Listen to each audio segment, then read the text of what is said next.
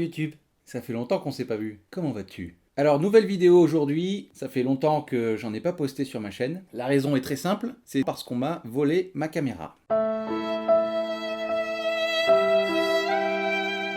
Donc pour tout vous expliquer, j'avais une caméra GoPro Hero 4 Black que j'ai laissée en haut d'une église pour pouvoir faire un beau timelapse et on m'a piqué la caméra. Bon voilà, pour faire court, j'ai été remboursé par l'assurance et ça m'a permis de racheter une nouvelle caméra. C'est une caméra qui était importante pour moi pour pouvoir faire les vidéos sur le chantier. Les GoPro sont parfaites pour ça parce qu'elles sont très robustes. C'est quand même de la caméra sportive mais assez haut de gamme. Mais sur un chantier, c'est hyper intéressant. Pourquoi? Parce qu'elles sont waterproof. Donc elles résistent aux éclaboussures, elles vont même sous l'eau et surtout elles résistent à la poussière. Donc du coup j'ai été remboursé par l'assurance et ça m'a permis de me racheter ce modèle là.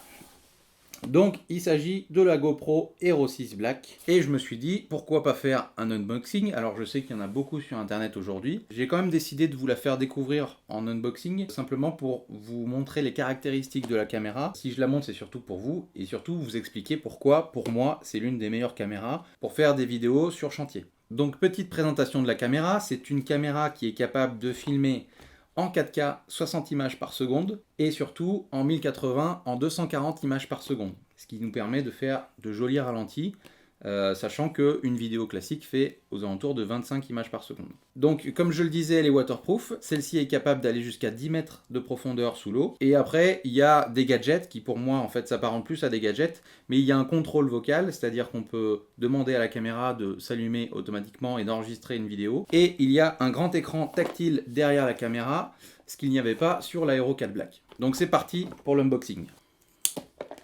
Alors comment ça marche? Je vais essayer de pas trop abîmer le paquet, hein, tant qu'à faire. Ah oui. Cool!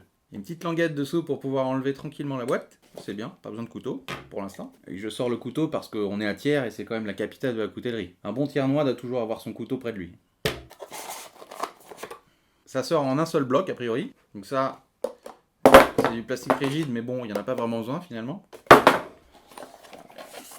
Hop, derrière donc on a une petite notice d'installation rapide. Voilà, comme ceci. On vous explique comment mettre le frame, comment l'enlever de la frame. Donc le frame c'est une espèce de cadre en fait autour qui protège la caméra et qui n'est pas obligatoire sur cette caméra là puisqu'elle n'a pas besoin d'avoir une coque supplémentaire pour pouvoir aller sous l'eau. Donc ça c'est le support classique hein, qui est avec toute GoPro. Donc pour l'enlever c'est très simple. Vous enlevez le petit caoutchouc ici. Vous cliquez sur les deux clips.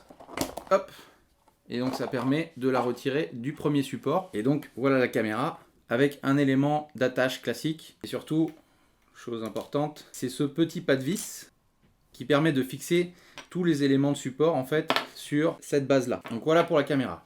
Ensuite, on a des petits autocollants GoPro. Et enfin, la notice et les consignes de sécurité que personne ne regarde évidemment. Donc dans la boîte, il reste avec la caméra, donc on a un support adhésif qu'on peut coller sur une surface plane, celui-ci. Donc je sais pas moi, un capot de voiture, une portière, je crois qu'on peut le recoller 2-3 fois mais pas plus. Vous pouvez le coller une fois et ensuite peut-être ne pas le réutiliser parce que l'adhésif ne sera plus aussi résistant. Ensuite, le câble. Donc le câble micro USB pour charger la batterie. C'est un câble spécifique GoPro. Et vous voyez que le câble est assez costaud. Hein. C'est pas de la rigolade ça. Donc vu que c'est bleu, on peut supposer que ça se branche en USB 3. Et donc il y a une charge rapide.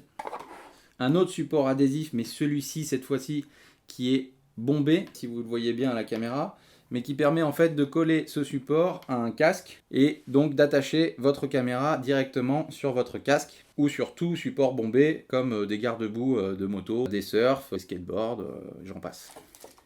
La petite batterie. Putain, les batteries, elles sont de plus en plus petites, quoi. Et voilà, c'est tout pour la boîte. Donc ne faites pas la même erreur que moi.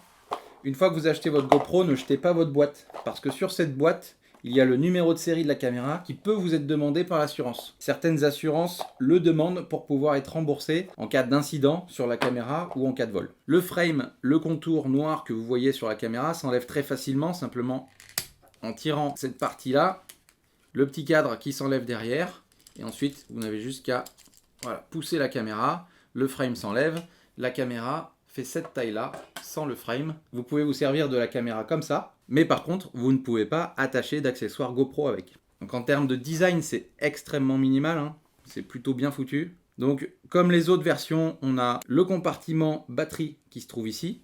donc qui se ferme et qui s'ouvre avec ce clapet. Vous avez la batterie qui est ici et ensuite la carte mémoire qui se met ici. On est en carte mémoire micro SD. Ce sont des toutes petites cartes mémoire pour les caméras d'action. Donc ensuite, on a un autre compartiment ici qui est pour tout ce qui est câble, donc câble d'alimentation et pour le branchement du câble HDMI, ce qui vous permet de regarder vos vidéos de la caméra directement sur votre télé ou sur votre écran. Vous voyez avec cette image-là que la caméra peut être utilisée sous l'eau, mais c'est pas son unique fonction, contrairement à ce qu'indique la photo. Voilà. Et donc quand on l'enlève, voilà la taille de l'écran de la caméra et cet écran est tactile. Donc voilà, on va mettre la caméra à charger, on va insérer la batterie dedans, je ne sais pas si elle peut marcher directement, on va voir.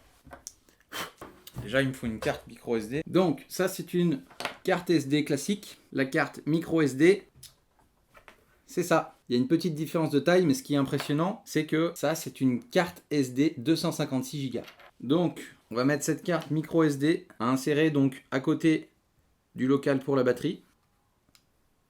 Hop, enfoncez bien, normalement vous entendez un petit clic, ce qui indique que la carte mémoire est bien enclenchée. Et ensuite, il suffit simplement de mettre la batterie à côté. Donc normalement, elle se met dans ce sens-là. Hop, on referme. Et normalement, ça fonctionne. Vous voyez l'écran ici. Voilà, donc au départ, il faut configurer la caméra. Donc je vais le faire vite fait. On peut activer le GPS ou le désactiver comme vous voulez. Et ensuite, il vous demande les modes et paramètres. Donc ceux que vous avez par défaut. Voilà, il y a la batterie qui est faible, c'est pas grave.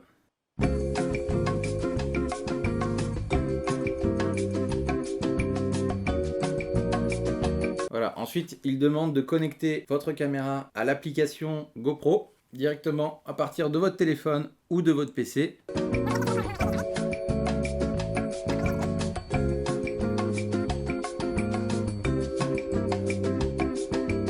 Donc c'est celle-ci. Avant, l'application pour GoPro s'appelait Capture. Ils l'ont changé en GoPro App, ce qui est beaucoup plus instinctif, je trouve. Voilà, donc une fois que vous avez téléchargé l'application, il vous demande de jumeler votre caméra à votre téléphone, à l'application de GoPro. Vous appuyez sur jumeler, hop. Donc vous voyez que les deux se synchronisent en même temps. Et voilà, la GoPro est connectée. Et maintenant, à partir de l'application, vous pouvez mettre à jour directement votre GoPro.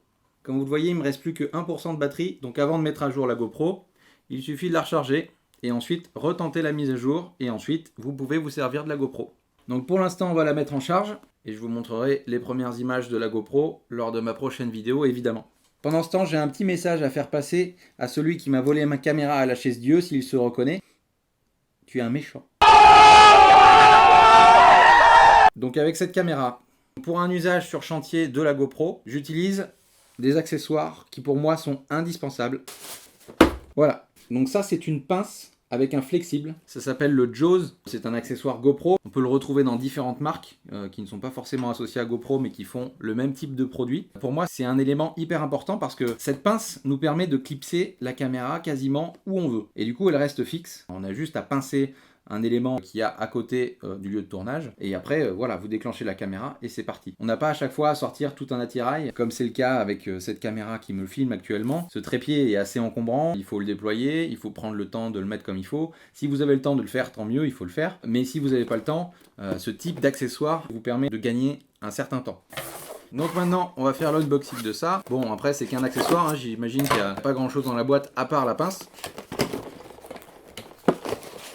Voilà, donc comme prévu, tout ça pour ça. Donc la pince, hein, c'est un accessoire GoPro, donc c'est clipsable avec les éléments GoPro. Donc vous voyez que vous avez une attache ici. Donc la pince se clipse directement dedans.